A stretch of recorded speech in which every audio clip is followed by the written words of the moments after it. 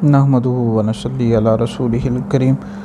बारकाऊ से हमारे पास एक सवाल आया कि कई मसाजिद में पूरी रात महफ़िल होती हैं मिलाद शरीफ के हवाले से, इस तरह घरों में भी, तो कई लोगों की फ़जर की नमाज़ कज़ा हो जाती है, तो इस हवाले से क्या शरई हुक्म है? देखिए, मिलाद शरीफ करवाना चाहिए, घर में भी करवाना चाहिए, मसाजिद में भी करवाएं, लोगों को हज़ूर अलैहिस्सलाम की सीरत बताएं, आपके फ़ज़ाइल और आप अलैहिस्सलाम की जो मोहब्बत है ये लोगों को बताएं, बिल्कुल अच्छी बात है।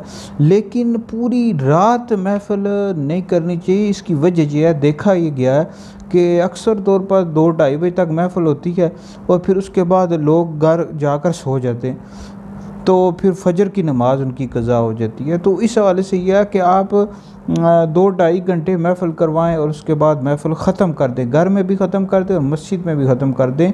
ज़्यादा देर तक महफ़िल न करवाएं, लोगों की फ़जर की नमाज़ क़ज़ा हो जाती है। इस हवाले से जी हिलियतुल औलिया में हदीस मौजूद है, नबी करीम अलैहिस्सलाम ने फरमाया कि जो बंदा जानबूझकर एक नमाज ज़ाया कर देता है, छोड़ देता है, उसका नाम जहन्नम के उस दरवाज़े पर लिख दिया जाएगा जिससे वो दाखिल होगा। तो लिहाजा ये जो महफ़िल करवा रहे होते हैं वो लोगों की नमाज़ें भी ज़ाया हो रही हैं, वो भी गुनहगार हैं। मस्जिद कमेटी वाले भी सुने जो इतनी लंबी महफ़िलें करवाते हैं और फिर लोगों की नमाज़ें ज़ाया हो जाती हैं।